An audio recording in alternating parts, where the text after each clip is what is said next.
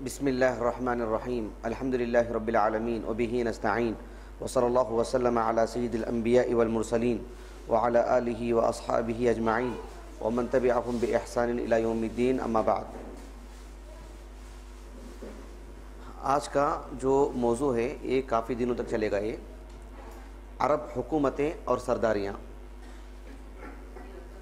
अरब हुकूमतें और सरदारियाँ, ये बहुत अहम मौजू है। मैं इस मौजू में दाखिल होने से पहले दो तीन लफ्ज़ों में अगर मैं आपको ये बोल दूँ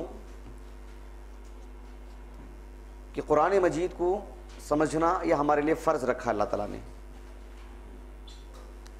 ये बिल्कुल बदीही बात है, वाज़ेह बात है। सुन रहे हैं? ये भी लिखते जा रहे हैं। सुनिए कुरान मजीद को समझना ये हमारे लिए अल्लाह ने फ़र्ज़ करार दिया है।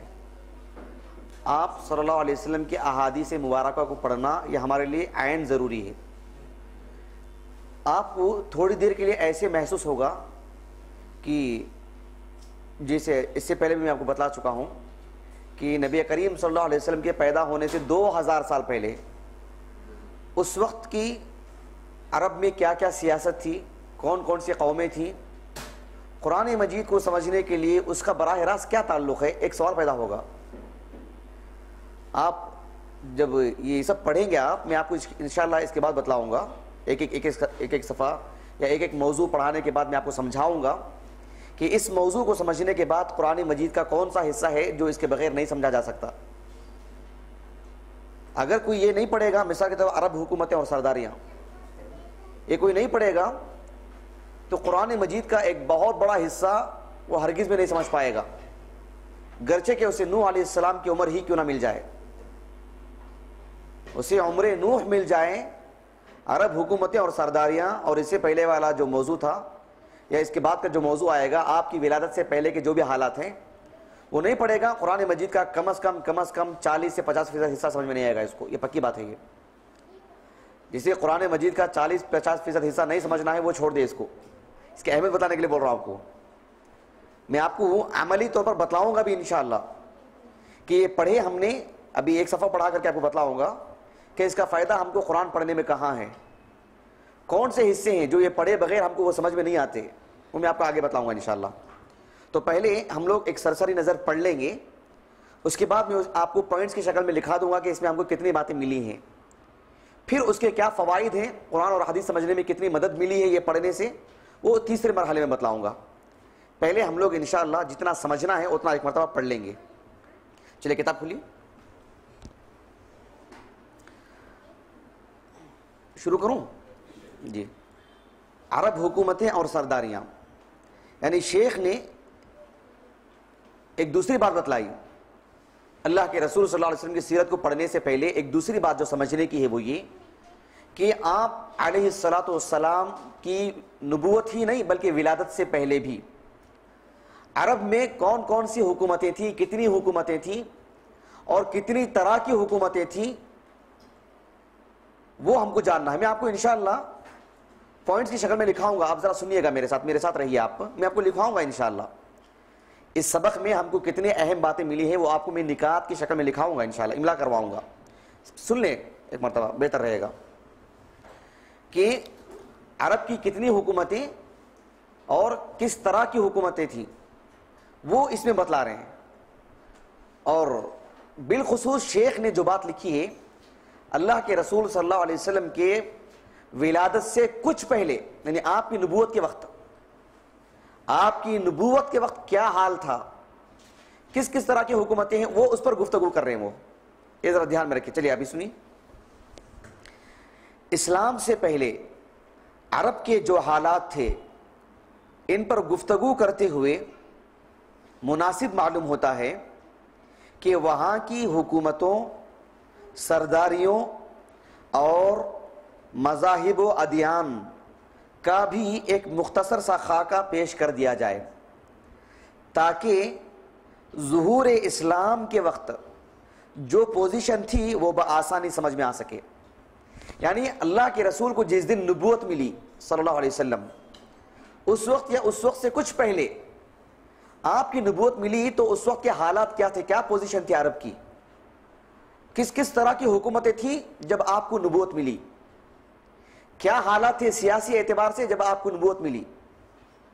ये सिर्फ नबी की गुफ्तगू पर नहीं, आप देखेंगे किसी भी आलिम की तारीख उठा के पढ़ो आप, आज जितने भी उलमा की तारीख लिखी जाती है, हमारी मस्जिद में सीरत का जो चैप्टर है यहाँ भी वहाँ भी कुछ रखा हुआ है, उसमें आप देखें किसी आलिम की जब तारीख लिखी जाती है तो ये ज़रूर लिखा जाता है कि आप किस वक्त पैदा हुए और आपका इंतकाल कब हुआ, यानी कब पैदा हुए और कब इंतकाल हुआ। उसमें यह भी लिखा जाता है कि आप जब पैदा हुए तो किस इलाके में पैदा हुए और उस इलाके के क्या हालात थे, अखलाक के एतबार से, समाजी एतबार से, सियासी एतबार से क्या क्या अफकार थे, तब क्यों बतलाई जाती है, ताकि आपकी खिदमत को बतलाया जा सके। आपकी परवरिश किस इलाके में हुई, आप कहां से कहां पहुंचे, वो बतलाने के लिए। बात वाज़ेह हो गई। एक छोटी सी बात समझाने के लिए आपको बोलता हूं मैं आपको, आप लोग नील सिंधरा के हैं, आप में से कुछ लोग ऐसे होंगे जो इल्म के मामले में बड़े संजीदा होंगे, गैर मामूली संजीदगी रहेगी उनके अंदर, और उन्होंने एक जमाना एक वक्त लगा करके खूब पढ़ा होगा और एक 10 20 30 साल निकल जाने के बाद वो एक नुमाया हैसियत इख्तियार करेंगे, तो उन पर गुफ्तगू की जाएगी। ये मस्जिद नबवी के आसपास पैदा नहीं हुए बल्कि नील सिंधरा में पैदा हुए, जो जहालत का अड्डा है। इस इलाके में रहते हुए इनकी परवरिश कैसे हुई, इनका रहन सहन कैसा था, अखलाकी बुराइयां, समाजी बुराइयां, अफकार के गलत होने की जो बुराइयां हैं, वो सब होने के बावजूद भी ऐसे माहौल में ये शख्स कैसे परवान चढ़ा, होता नहीं होता है। तो नबी तो बदरजा औला है अलैहिस्सलातु वस्सलाम। आपकी नबूवत, आपने किस तरह के लोगों को तरबियत की, क्या पहले हिस्से उमर अबू बकर उस्मान थे, या किस दलदल में थे वो लोग, समाजी खराबियां, अखलाकी खराबियां, मजहबी खराबियां, हर एतबार से खराबियों के होते हुए नबी की आपको नबूवत मिली, आपने कैसे काम किया, वो देखने के लिए वहां के हालात का जायजा लेना जरूरी है। और कुरान इस तरह के पूरे हालात पे गुफ्तगू करके आपकी नबूवत की बात करता है। तो ये भी उसी एतबार से जो शेख लिख रहे हैं कि इस्लाम से पहले अरब के हालात, अरब के जो हालात थे, इन पर गुफ्तगू करते हुए मुनासिब मालूम होता है कि वहां की हुकूमतों, सरदारियों और मज़ाहिब व अदियान का भी एक मुख्तसर सा खाका पेश कर दिया जाए। ऐसा क्यों, वजह क्या, उसकी मकसद क्या है और उसका सबब क्या है, ताकि ज़ुहूर इस्लाम के वक्त जो पोजीशन थी अरब की हर एतबार से वो बआसानी हमें समझ में आए। इस वजह से बात अच्छी तरह से होगी आपको। चलिए आगे देखिए। जिस वक्त जजीरतुल अरब पर खुर्शीद इस्लाम की ताबनाक शुआएं ज़ौ फिगन हुई, ये थोड़ा कठिन जुमला है। हाँ, खुर्शीद, एक एक लफ्ज का माना बतलाऊंगा, मामला हल्का हो जाएगा। खुर्शीद नाम भी रखते हैं हमारे मुआशरे में, फारसी जुबान का लफ्ज है, इसके माने आते हैं सूरज के। खुर्शीद के माने क्या है, सूरज के। उसके बाद है ताबनाक। ताबनाक दो अलग अलग इस्म हैं, आपस में मिलके एक सिफत बन जाते हैं। ताब, इसके कई माने आते हैं ताब के। एक माना आता है बर्दाश्त का, बोल सकते हैं वो ताब नहीं ला सका, बोलते हैं ना उर्दू में भी, एक माना वो है, लेकिन यहां वो माना मुराद नहीं। ताब ये फारसी जुबान का लफ्ज है, इसके माने आते हैं रोशनी के। ताब के माने क्या, रोशनी के। और ताबनाक के माने आती है रोशनी का पहलना। नाक जो है वो भी फारसी जुबान का लफ्ज है जो उसके साथ मिल जाता है।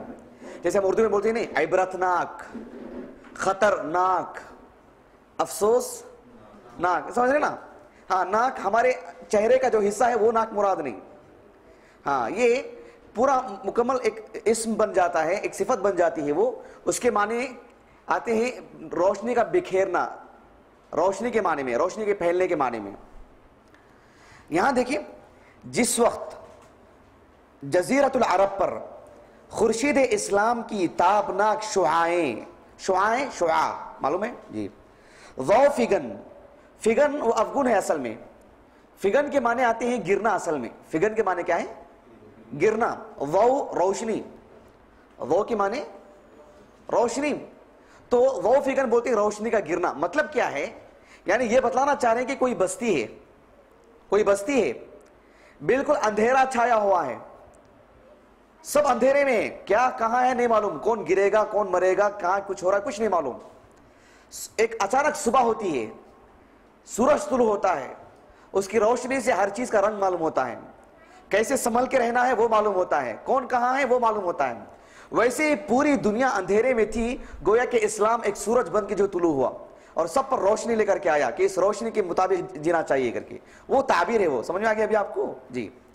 तो क्या बतला रहे शेख कि जिस वक्त जजीरतुल अरब पर वहां की थी, वो ये लिख रहा है, वो जो लकड़ी जैसी देखिए, नहीं मारना नहीं है, डरिए मत, लिख रहा है। हाँ जज़ाकिल्लाह। तो ये पूरा जजीरतुल अरब है, इसको पूरा जजीरतुल अरब, ये सब ये यमन वगैरह आज की छोड़ दीजिए, ये पूरा जजीरतुल अरब।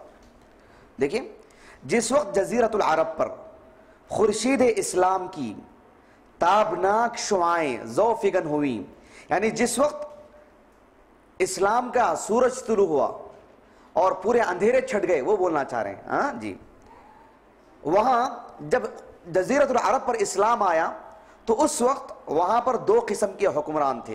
कितने किस्म के? यानी हुक्मरानी दो तरह की थी, दो तरह की हुकूमतें थी। यह समझना बहुत जरूरी है, वरना कुरान समझ में नहीं आएगा, यह बात मालूम रखिए जी। दो किस्म के हुक्मरान थे। एक ताजपोश, ताज तो ताज मालूम है, जो सर पर जो है एहतराम इज्जत और उसके बड़े मकाम को बतलाने के लिए पहनाया जाता है। पोश इसके अरबी फारसी जुबान का लफ्ज है ये पोश। असल में एक लफ्ज आता है फारसी जुबान में पोशीदन, इसके माने आती है छुपना। उर्दू में भी बोलते हैं मतलब पोशीदा है वो चीज, उर्दू में भी बोलते हैं ना। तो पोशीदा के माने आती है छुपना, पोशीदन। पोश लिबास को बोलते हैं, पोशाक, क्यों? वो जिस्म को छुपाता है, वो इस वजह से उसे पोश बोलते हैं। ताजपोश वो है कि ताज पहनाना, वो माना उसका। दो किस्म के हुक्मरान थे। एक ताजपोश बादशाह, ताजपोश बादशाह यानी उसके बाद जो बादशाह आता उसे ताज पहना करके एक रस्म अदा की जाती।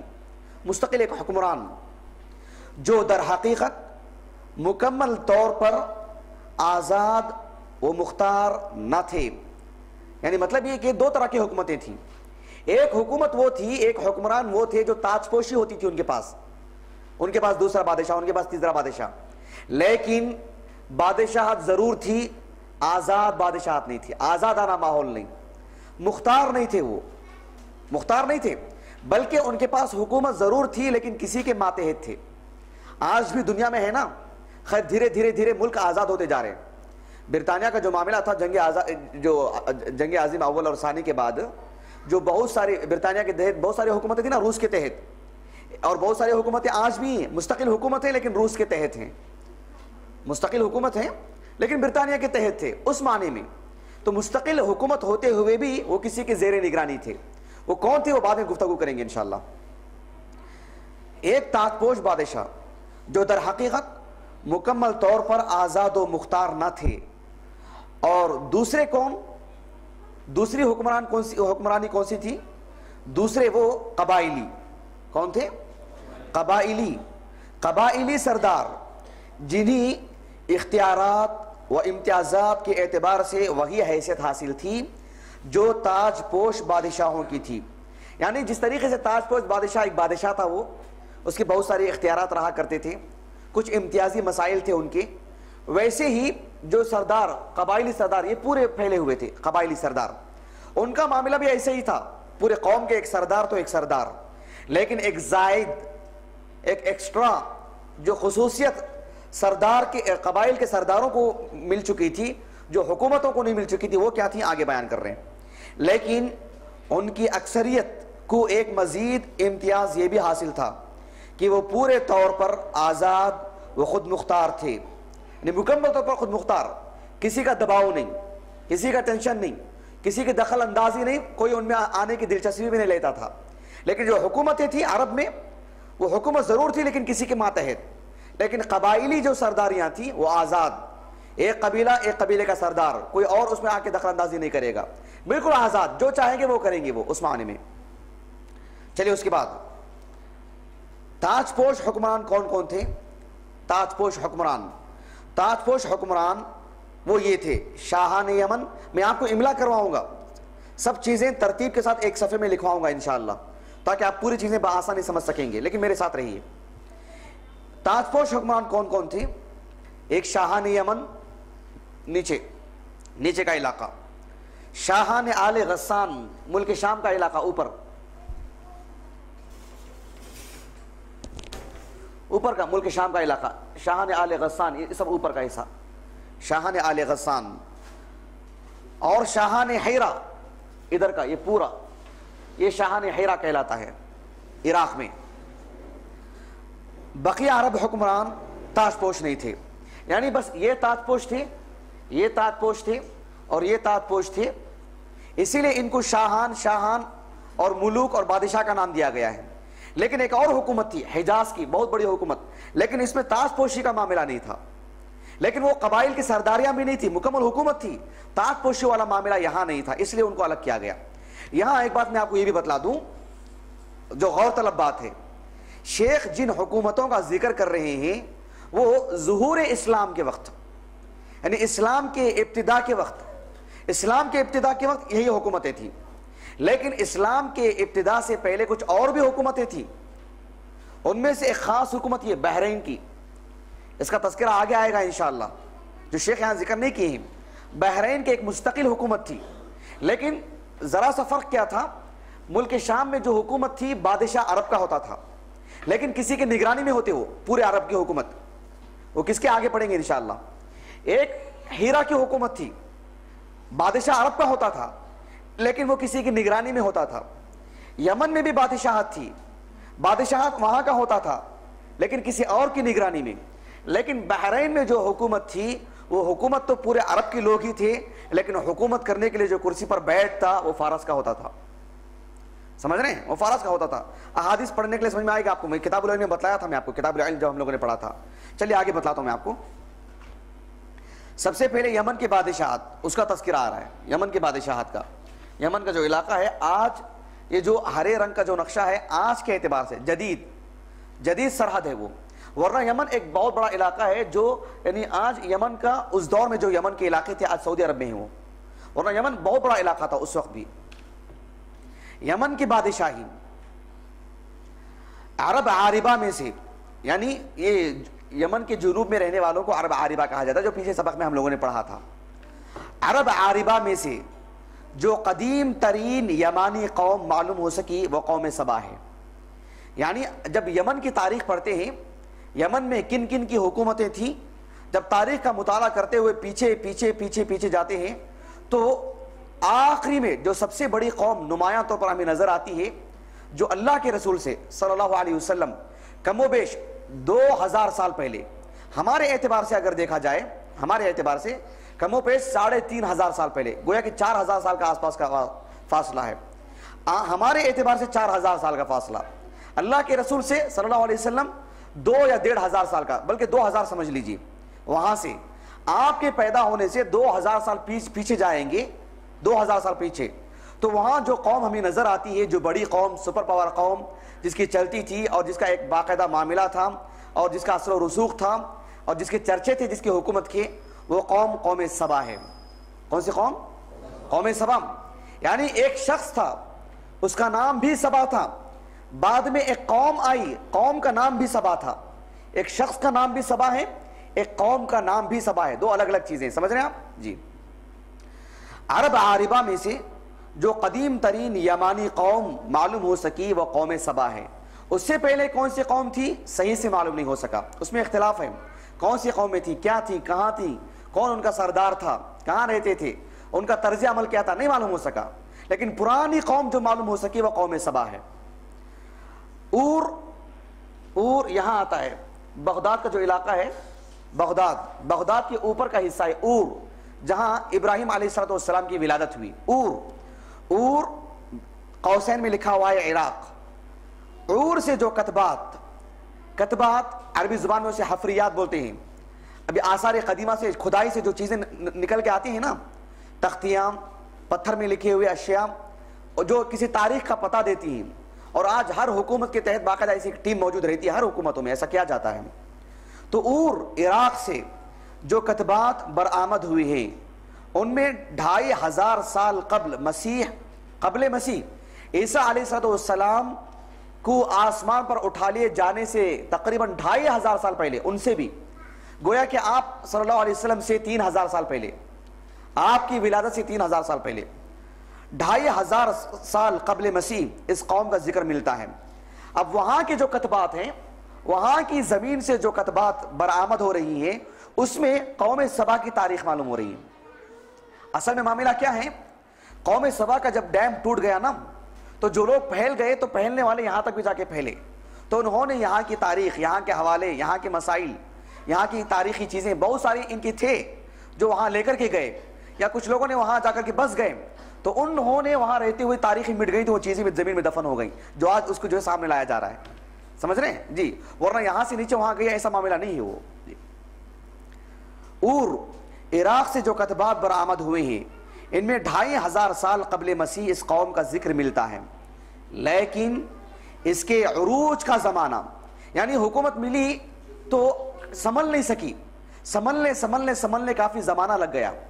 तो शेख ये बता रहे, सिर्फ शेख अकेले नहीं, जिन्होंने भी तारीख लिखी उन्होंने ये बतलाए हैं कि, और ये समझना बहुत जरूरी है, कुरान मजीद को समझाने के लिए मैं आगे बतलाता हूं बिज़्ज़त, इस पॉइंट पर मैं आपको गुफ्तगू करूंगा इंशाअल्लाह कुरान मजीद के हवाले से, कि ईसा अलैहिस्सलाम से 2500 साल पहले इस कौम का हमें जिक्र मिलता है, लेकिन उस कौम को उरूज कब मिला, उस कौम को तरक्की कब मिली, और उस कौम के चर्चे कब होने लगे, वो ईसा अलैहिस्सलाम से 1100 साल पहले, तब से उस कौम के चर्चे हमें मिलते हैं। और वो सुलेमान अलैहिस्सलाम का जमाना है। किसका जमाना? सुलेमान अलैहिस्सलाम का जमाना। और सुलेमान अलैहिस्सलाम तो यहां रहते थे, हमें यहां के हालात का क्यों मालूम हुआ, इसलिए कि बिल्किस से उनका जो मामला हुआ नहीं, वो बिल्कुल उरूज का वक्त है, वो वही है जो यहां शेख इसका जिक्र कर रहे हैं इशारों में। देखिए, और इराक से जो कतबात बरामद हुए हैं, इनमें 2500 साल कबल मसीह इस कौम का जिक्र मिलता है, 2500 साल पहले, लेकिन इसके उरूज का जमाना 11 सदी यानी 1100 साल कबल मसीह से शुरू होता है। इसकी तारीख के अहम अदवार ये हैं, और 1100 साल पहले में तारीख में क्या कुछ हुआ आगे इंशाल्लाह जिक्र आएगा उसका। अब देखिए, शेख ने कौम सबा, यमन की जो बादशाहत है, उसके 4 दौर लिखे हैं। कितने दौर? 4 दौर। और हर दौर को समझना कुरान मजीद को समझने के लिए जरूरी है। मैं आपको मिसालें दूंगा हर दौर को समझने के लिए, कि पहला दौर उसको जो समझेगा उसे कुरान मजीद का वो हिस्सा समझ में आएगा। यमन की बादशाहत का दूसरा दौर जो समझेगा उसे कुरान का वो हिस्सा समझ में आएगा। तीसरा दौर जो समझेगा उसे कुरान का कौन सा हिस्सा समझ में आएगा, मैं इंशाल्लाह मैं आपको तफसील से बतलाऊंगा। शेख ने जिक्र किया यहाँ पर, उसके लिए बड़ी मेहनत करनी पड़ी, बिइज़्निल्लाह मैं आपको तफसीलात बतलाऊंगा आपको, ताकि आपको अंदाजा हो कि हम पढ़ रहे हैं बेमाना नहीं है, ऐन इबादत है। कुरान शेख सफीउर रहमान मुबारकपुर रहमहुल्लाह और दीगर मुअर्रिखीन ने भी यमन की जो बादशाहत है, जो सबसे बड़ी बादशाहत कौम सबा की हमको मिलती है, तो उस कौम के 4 दौर बयान किए गए हैं। कितने दौर? 4 दौर बयान किए गए हैं। यहां हम लोग पढ़ लेंगे इंशाअल्लाह, मैं आपको इमला करवाऊंगा, फिर आपको पढ़ने में लिखने में आसानी हो जाएगी। एक मतलब हम लोग पढ़ लेते हैं जितना पढ़ना है। सबसे पहला दौर वो है ईसा अलैहिस्सलाम के पैदा होने से 650 साल के पहले का दौर। ईसा अलैहिस्सलाम के पैदा होने से कितने सौ साल पहले? 650 साल पहले। और 650 साल से लेकर के 1300 साल तक, नहीं समझे आप, यानी ईसा अलैहिस्सलाम से पहले का तकरीबन 650 साल पहले का जमाना, उनसे पहले का, ईसा अलैहिस्सलाम पैदा हुए उससे पहले 650 साल पहले की तारीख पढ़ना। वो कब तक? ईसा अलैहिस्सलाम के पैदा होने से 650 साल से शुरू होकर के पीछे जाता हुआ जाएगा वो दौर 1300 तक। गोया के आप सल्लल्लाहु अलैहि वसल्लम के पैदा होने से 2000 साल बनते हैं। कितने साल बनते हैं? आप सल्लल्लाहु अलैहि वसल्लम के पैदा होने से 2000 साल बनते हैं। और इन्होंने जो तारीख का हवाला दिया है वो 800 साल की तारीख बनती है। 650 से लेकर के ऊपर जाएं 1300 तक या 1100 तक, 500, 600, 700 साल का दौर बनता है वो। जी जरा गौर की तरफ है। सबसे पहला दौर समझ रहे हैं आप लोग, हकीकत में समझ रहे हैं नहीं? हाँ नहीं, अल्हम्दुलिल्लाह सुन रहे हैं, समझ रहे हैं क्या पूछ रहा हूं? समझ रहे हैं अल्हम्दुलिल्लाह। चलिए सबसे पहला दौर 650 हिजरी कबले मसीह से पहले का, 650 हिजरी बोल रहा हूं, अस्तगफिरुल्लाह, 650 कबले मसीह, ईस्वी में नहीं, कबले मसीह, उससे पहले का दौर। हाँ नहीं समझा मैं? हाँ कबले मसीह, हाँ वो उसी की तरफ इशारा है, कबले मसीह, काफ कबल मीम मसीह, कबले मसीह, सिर्फ मीम हो तो फिर से मीलाद बोलेंगे, मीलादी तारीख, कबले मसीह। अच्छा जरा गौर से सुनिए, 650 कबले मसीह से पहले का जो दौर था, उस दौर की हालात क्या थी, कैफियत क्या थी, वो सुनिए आप। इस दौर में सबा के जो बादशाह थे, शाहाने सबा, सबा के बादशाह, उनका लक़ब मकरब सबा था। क्या था? मकरब सबा। एक है लफ्ज मक, एक है उसके बाद लफ्ज है रब, मकरब, या उसे मकारिब बोलते हैं। क्या बोलते हैं? जमा, मीम काफ अलिफ राबा, मकारिब। मैं आपको लिखवाऊंगा इंशाल्लाह सारी चीजें, सब तफसीलात लिखवाऊंगा आपको इख्तिसार के साथ इंशाल्लाह। मकरब, मीम काफ मक, मक के जो माने आते हैं वो मजहबी आदमी को बोलते हैं, काहिन, सितारों का इल्म रखने वाला। बात समझ में आ रही? मक के माने, और रब के माने अल्लाह सुब्हानहू व तआला, रब, रब मुराद है। तो मकारिब उसकी वाहिद मकरब, उसकी जमा मकारिब, यानी मकारिब कहा जाता था उस दौर में जो भी बादशाह बनता। उन्हीं मकरब क्यों कहा जाता, यह बतलाने के लिए कि इनका अल्लाह से बराह रास्त ताल्लुक है, ये गैबी बातें बतलाते हैं। तो गोया के 650 कबले मसीह से पहले जो भी सबा की कौम में बादशाह बनता, वो मजहबी लोग बना करते थे। कौन? मजहबी लोग, मजहबी लोग जो मजहब के नाम पर लोगों को बातें बतलाते थे, काहिन किस्म के लोग, नुजूमी लोग। हमारे मुआशरे में जो आमिल बाबाओं का जो किस्सा है वो समझ लीजिए, तकरीबन जो गैबी बातें बतलाने वाले हैं मजहब का नाम लेकर, उस तरह के लोगों के हाथ में बादशाहत थी। जो लफ्ज बतला रहे हैं और पूरे मुअर्रिखीन उसी के ताल्लुक से बतलाते हैं। अच्छा आगे देखिए, उनका पाए तख्त यानी उनकी राजधानी, उनकी आसिमा, उनका कैपिटल क्या था, उनका पाए तख्त क्या था? वो सिरवाह, सात पे कसरा, सिरवाह। सिरवाह ये बहुत ही छोटा नक्शा है हमारा। सनआ का जो इलाका देख रहे हैं आप, सनआ, सनआ के नीचे का हिस्सा, सनआ के नीचे का हिस्सा सिरवाह। सिरवाह एक इलाका था, वो उनका पाए तख्त था, जिसके खंडर आज भी मारिब के, मारिब ये जो सनआ का जो इलाका है नहीं, सनआ, सनआ से थोड़ा इधर इस तरफ आएगा मारिब। क्या नाम है उसका? मारिब। आज भी है वो इलाका, मारिब नाम का इलाका आज भी है। सनआ नाम का इलाका आज भी है यमन के अंदर। सनआ, सनआ तो वहां की राजधानी आज। मारिब आज भी एक इलाका है, मुस्तकिल एक सोबा है मारिब। तो पाए तख्त सिरवा था, जिसके खंडर आज भी मारिब के मगरिब में एक दिन की राह पर पाए जाते हैं और खरीबा के नाम से मारूफ हैं। वो इलाका किस नाम से मारूफ है आज? खरीबा के नाम से। आप नेट पे जाकर के देख सकते हैं।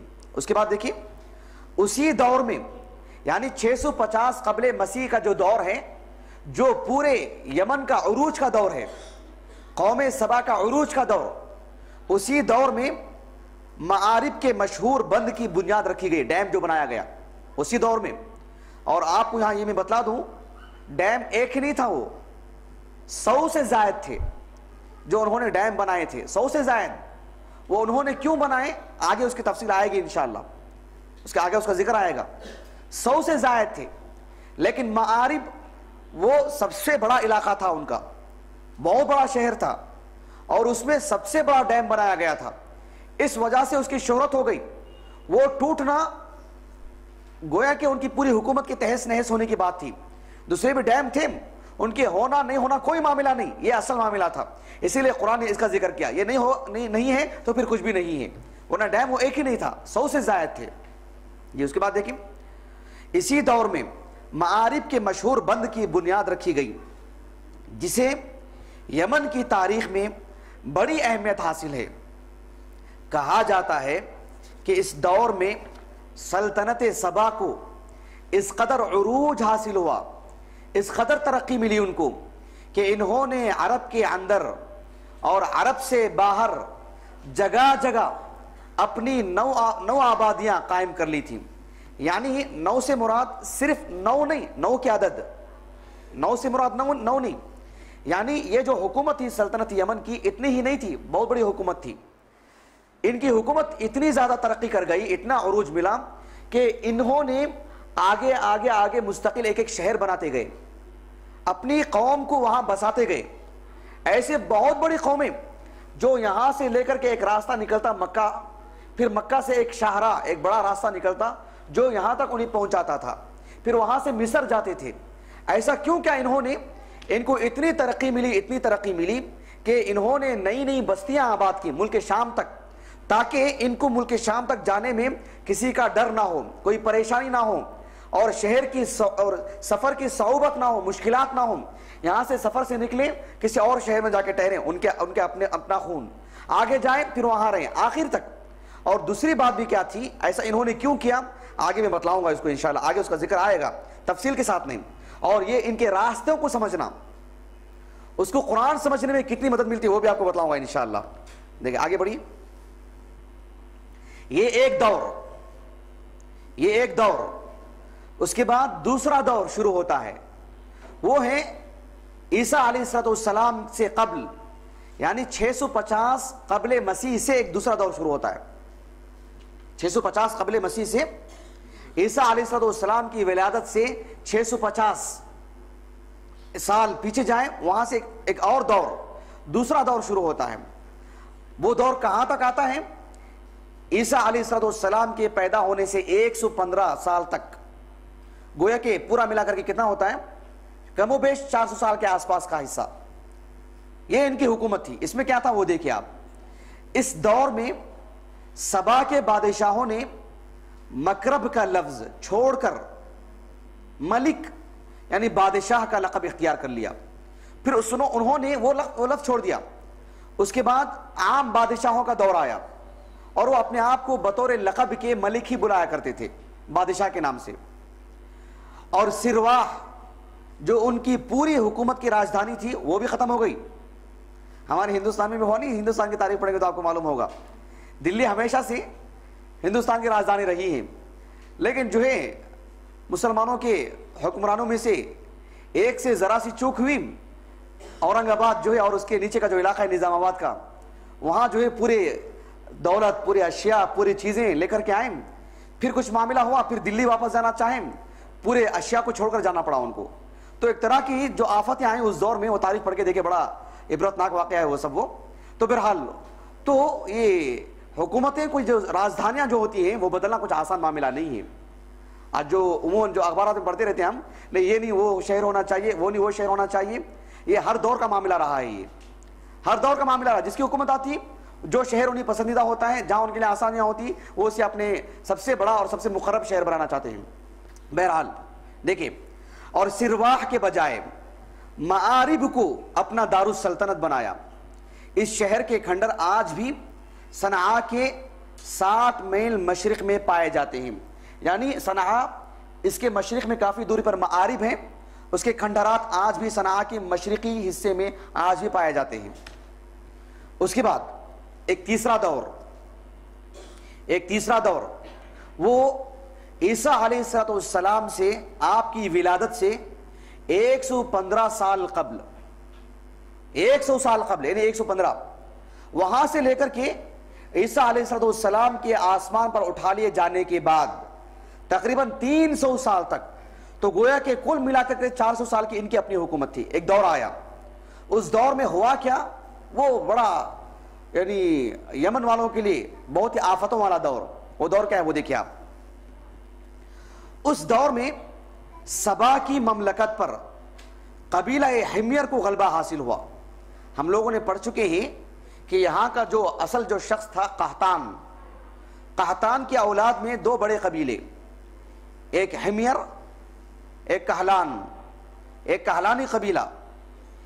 कहलानी कबीला तो बहरहाल डैम टूटने के बाद इधर उधर फैल गए। वो हिम्यर का जो कबीला था वो भी चला गया, लेकिन इसके बावजूद भी उनकी हुकूमत पूरी इस इलाके में थी। ये पूरा इलाका हिम्यर का इलाका, यमन का जो इलाका देख रहे हैं आप, ये पूरा इलाका वो इलाका है जो इनकी अपनी हुकूमत थी इसमें, हिम्यर की। देखिए एक तीसरा दौर, इस दौर में सबा की ममलकत पर कबीला हिम्यर को गलबा हासिल रहा और इसने मारिब के बजाय रईदान को अपना पाया तख्त बनाया। रईदान, रईदान देखिए बहुत छोटा इलाका है, आपको उतनी आसानी से समझ में नहीं आएगा। ये बिल्कुल अगर आप जाके यमन का आज का नक्शा, यमन का आज का जो नक्शा है, यानी ये तो सादा नक्शा है। यमन में कितने सूबे हैं, जैसे हिंदुस्तान के सूबे हैं, यमन में कितने सूबे हैं अगर वो जाके देखें आप, एक सूबा आपको यहां पर मिलेगा जिफार नाम का। किस नाम का? जिफार नाम का। उसी का एक हिस्सा है रईदान नामी इलाका, आप देख सकते हैं इंशाअल्लाह। देखिए फिर रईदान का नाम जिफार पड़ गया, वात पे कसरा, जिसके खंडरात आज भी शहर यरीम के करीब एक मुदव्वर पहाड़ी पर पाए जाते हैं। एक गोल एक पहाड़ी है, उस पहाड़ी पर जो उसके खंडरात आज भी मौजूद हैं और आप इमेजेस में जाकर के इंटरनेट पे वो पूरी चीज़ें देख सकते हैं। आप उसके खंडरात वाकई काबिल गौर हैं। आप सारी चीज़ें जितने में मैं आपको बता रहा हूँ सब सब सब मौजूद हैं और सब देखा जा सकता है। और आज की दुनिया में अल्हम्दुलिल्लाह अल्लाह ने इतनी आसानियाँ पैदा कर दी हैं कि सब चीज़ें आपको यमन की जो हुकूमत है उनकी मुस्तकिल वेबसाइट्स हैं, आप उसमें जाकर के तकरीबन पूरी चीज़ें आप गोया कि कुरान मजीद को पढ़ने के लिए सारी चीज़ें सामने रख के देख सकते हैं। आपको मजीद ऐसी आसानी होगी पढ़ने के लिए, जिसके लिए चलना फिरना जाके देखना आसान काम नहीं है। हमारे हिंदुस्तान के बर्रे सगीर के जो उलमा हैं उनमें से मौलाना मौदूदी का एक नाम आता है। उन्होंने इन सारे इलाकों में जाके छानबीन करके देखे, आईनी मुशाहदा। उन्होंने तफहीमुल कुरान में जगह जगह पर इस मामले में बड़ी मुफीद मालूमात उन्होंने दी है। इस हद तक कोई उनसे इस्तिफादा कर सकता है, लेकिन आप फिलहाल नहीं, पहले अकीदे में पक्के हो, मनाज में पक्के हो, फिर पढ़ें, वरना जो है जोग्राफिया के चक्कर में उनका दीन में लेते जाएंगे आप। तो जो मालूमात है वो इंशाल्लाह एक ज़माने के बाद आप पढ़ सकते हैं। अच्छा देखिए उसके बाद देखिए यही दौर है, तीसरा जो दौर आया, हिम्यरों को जो गलबा मिला, हिम्यरी हुकूमत थी, हिम्यर जो कबीला है, एक हिम्यरी एक कहलानी, उनको जो हुकूमत में जो मौका मिला, यही दौर है जिसमें कौम सबा का जवाल शुरू हुआ। कौम सबा का जवाल शुरू हुआ। पहले निबतियों ने शिमाली हिजाज पर अपना इख्तिदार कायम करके सबा को उनकी नौ आबादियों से निकाल बाहर किया। यानी इनके जो आफत आई और यमन की पूरी हुकूमत को जो जवाल आया, उसके बहुत सारे असबाब हैं। एक वजह यह थी कि एक हुकूमत थी यहां पर, ऊपर का जो इलाका है निबतियों का, किनका? निबती। सालेह अलैहिस्सलाम के बाद वही कौम वहां बसने लगी और निबती कौम एक जगह ठहर के रहती नहीं थी। गर्चे के आज उर्दून का जो नीचे का इलाका है वो पूरा का पूरा उन्हीं का है, निबतियों का इलाका। आज नहीं, किसी जमाने में उनकी भी हुकूमत 400 साल थी, लेकिन निबती जो लोग हैं उनका मिजाज ही कुछ और था।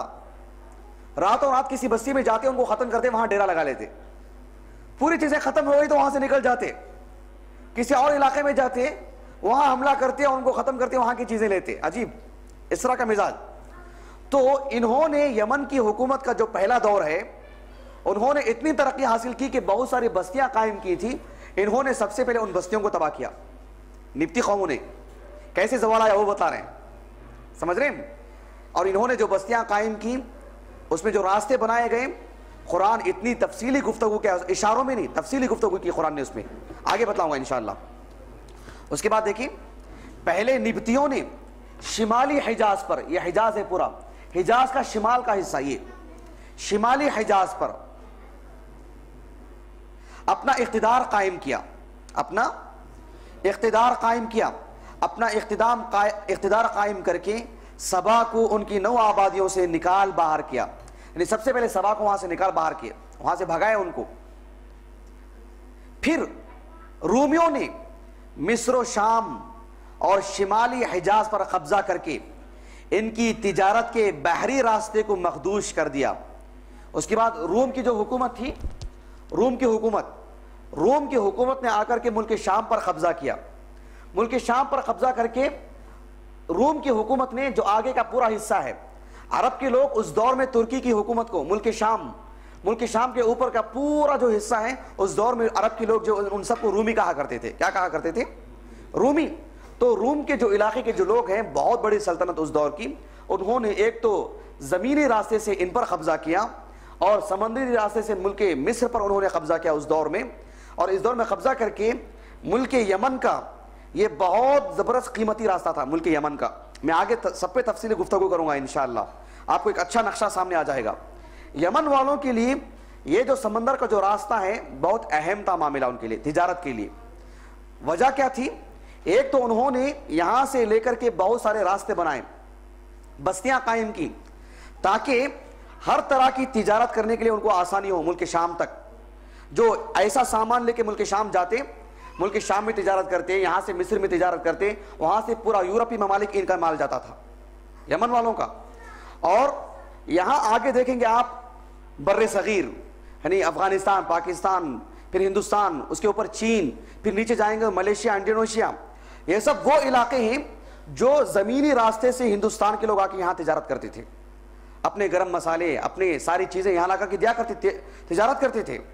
तो इन सब के लिए पूरी दुनिया से तिजारत का मामला आसान था और ये लोग उसी माल को लेकर के अपने लिए रास्ता आसान किया और यहां जाकर के बेचते, यहां जाके बेचते। खूब मजा लूटे इन लोगों ने, खूब तिजारत किया इन्होंने, खूब जो है तरक्की हुई।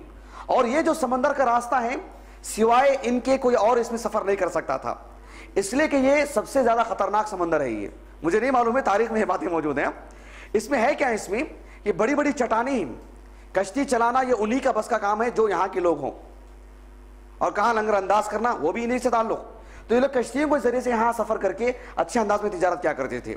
तो निब्तियों ने यहाँ हमला किया, फिर उसके बाद रूमियों का दौर आया, रूमियों ने मुल्क शाम पे कब्जा किया, यहाँ कब्जा किया। यहाँ कब्जा कर लेने के बाद मिस्र एक काफी बड़ा मुल्क था, तो उन्होंने समंदरी रास्ते का भी बैकाट कर दिया यमन वालों का। ये समंदर में सफर करके तिजारत नहीं कर सकते थे, तो चारों तरफ से पिस गए ये। अब उसके बाद देखिए, एक तो दो बातें हुई, एक निब्तियों की तरफ से, एक रूमियों की तरफ से। उनकी तिजारत के बहरी रास्तों को मखदूश कर दिया, यानी बिल्कुल हर एतबार से खत्म करके रख दिया गया। उसके बाद देखिए, इस तरह उनकी तिजारत रफ्ता रफ्ता तबाह हो गई। यहां भी तिजारत नहीं कर सकते थे, यहां भी तिजारत नहीं कर सकते थे। इतना ही नहीं, इधर कहतानी कबाइल, पूरे के पूरे कहतानी कबाइल थे। कहतानी कबाइल खुद भी बाहम दस्तो गिरेबां थे, यानी ये ताबीर है उर्दू जुबान की। मतलब ये है कि आपस में इनके दरमियान में चपकलिश थी, इनकी आपसी लड़ाइयां भी कुछ कम नहीं थी, इनकी आपसी लड़ाइयां वो भी कुछ कम ना थी। इन हालात का नतीजा ये हुआ कि कहतानी कबाइल अपना वतन छोड़ छोड़ कर इधर उधर परागंदा हो गए।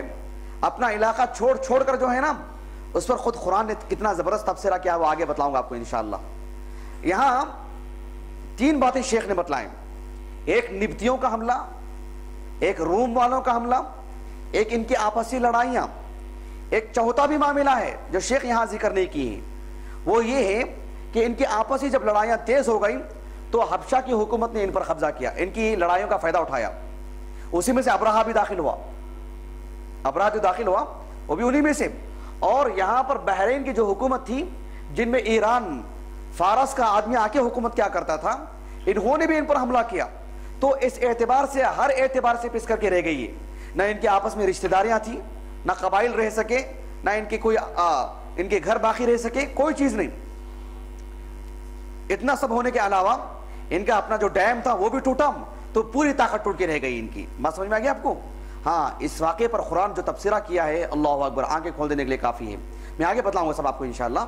चलिए उसके बाद देखिए, चौथा दौर ईसा अलैहिस्सलाम के आसमान पर उठा लिए जाने के 300 साल के बाद शुरू होता है। और ये कब तक चलता है? आगाज इस्लाम तक। आगाज इस्लाम तक तो गोया के लगभग 250 साल बनते हैं। कितने 100 साल बनते हैं? 250 साल, 270 साल के आसपास, 250 साल के आसपास का दौर, चौथा दौर। इस दौर में यमन के अंदर मुसलसल इस्तिराब, इस्तिराब यानी बेचैनी, हलचल, इस्तिराब, व इंतशार बरपा रहा। इस दौर में इनकलाबात आए, खाना जंगियां हुई और बैरूनी कौमों को मुदाखलत के मौके हाथ आए। हत्ता कि ये वही है जो मैं बता रहा था, हबशी हुकूमत आई, यहां से वो हुकूमत आई और बैरूनी कौमों को मुदाखलत के मौके हाथ आए। हत्ता कि एक वक्त ऐसा भी आया कि यमन की आज़ादी सल्ब हो गई, छीन ली गई। चुनांचे यही दौर है जिसमें रूमियों ने अदन, इसका इनाम है, सबसे आखिरी में लिखा हुआ देख रहे हैं आप, अदन जी। यहां तक कि चुनांचे यही दौर है जिसमें रूमियों ने अदन पर फौजी तसल्लुत कायम किया। रूम का वहां था, मिस्र पर रूम ने कब्जा किया, मिस्र ने यहां पर कब्जा किया, रूम ने होते हुए यहां का आकर के अपनी फौज को लाके खड़ा किया। जैसे आज भी होता ही नहीं, कोई ताकतवर हुकूमत हो अपनी फौज को लाके कहीं लाके खड़ा कर देते हैं। यह हर दौर का मामला। तिलकल अय्यामुन उदाविलुहा बैनन्नास, कुरान मजीद को जो छोड़ेगा वो किसी वाक़े पे तबसरा नहीं कर सकता। लोग समझते हैं कि वो अखबार नहीं पढ़ता, वो टेलीविजन नहीं देखता, वो ये नहीं देखता, वो SMS नहीं पढ़ता, वो ये नहीं करता, उसे क्या मालूम दुनिया। जिसे कुरान पर नजर होगी, जिसे कुरान का इल्म होगा, वो घर बैठे पूरी दुनिया का तबसरा कर सकता है। इसलिए कि हालात वही हैं, सब मामलात वही हैं। कुरान छोड़ करके अखबार पढ़ने वालों को सिर्फ अखबार पढ़ने का मौका मिल सकता है, वो तज्जिया नहीं कर सकते हैं। वो समझ रहे हैं आप जी।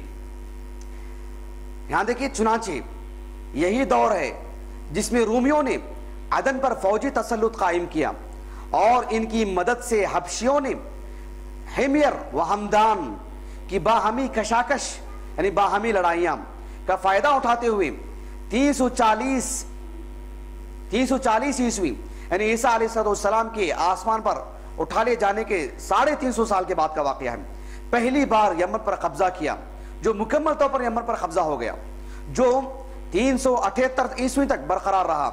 इसके बाद यमन की आज़ादी तो बहाल हो गई, मगर यमन को आज़ादी तो मिल गई, मगर क्या हुआ, मगर मारिब के मशहूर बंद में रखने पड़ना शुरू हो गए। मारिब के जो डैम है, रखना माने सुराख पड़ने शुरू हो गए। ये सुराख कैसे पड़े वो भी आपको तफसील से आगे बताऊंगा इंशाअल्लाह। रखने पड़ना शुरू हो गए, यहां तक कि बिल आखिर 450 ईस्वी 450 या 450 पर 1 ईस्वी में बंद टूट गया। और ये नबी करीम सल्लल्लाहु अलैहि वसल्लम की विलादत से कमोपेश 120 साल पहले का वाकया। कितने साल पहले का वाकया? 120 साल पहले का वाकया। 450 पर 1 ईस्वी में बंद टूट गया और वो अजीम सैलाब आया जिसका जिक्र कुरान मजीद में सूरह सबा में सैल आरिम के नाम से मौसूम किया गया है। सैल आरिम के नाम से किया गया है। ये बड़ा जबरदस्त हादिसा था। इसके नतीजे में बस्तियों की बस्तियां वैरान हो गईं और बहुत से कबाइल इधर उधर बिखर गए। फिर 523 ईस्वी में एक और संगीन हादिसा पेश आया, यानी यमन के यहूदी, यहां से इंशाल्लाह बाद में पढ़ेंगे, मसला कुछ और हो जाएगा, वो बाद में समझाऊंगा इंशाल्लाह। वक्त कितना है? 3 मिनट है क्या? लिखवा सकता हूं? मुश्किल है नहीं? आने वाली क्लास में लिखवाऊंगा इंशाल्लाह। पहले ही लिख देता हूं, आकर के लिख लीजिए, उसको फिर समझेंगे इंशाल्लाह। अब इतना जो हम लोगों ने पढ़ा, एक सफा, आपको ये जान के बहुत हैरानी होगी और एक तरह की पशेमानी भी होगी कि कुरान मजीद को समझने के लिए अगर ये नहीं पढ़े होते तो कितना नुकसान होता, कितनी परेशानी होती, कितनी रुकावटें होती। और ये एक सफा पढ़ने की वजह से कुरान का कितना हिस्सा हमारी समझ में आता है वो आपको बताऊंगा इंशाअल्लाह। ठीक है इंशाअल्लाह। अल्लाह ताला से दुआ है कि अल्लाह ताला हमें अल्लाह के रसूल की सीरत को सल्लल्लाहु अलैहि वसल्लम समझ करके पढ़ने, उससे फ़िक़्ह हासिल करने और हमारी ज़िंदगियों में जो कमी बेशी है उसको दूर करने के अल्लाह ताला हमें मौक़े अता फरमाए और अल्लाह ताला की इबादत को पूरे इखलास के साथ अंजाम देने के अल्लाह ताला हमें तौफ़ीक़ अता फरमाए। आमीन। सुब्हानकल्लाहुम्मा व बिहम्दिक, अशहदु अल्ला इलाहा इल्ला अंत, अस्तग़फिरुका व अतूबु इलैक।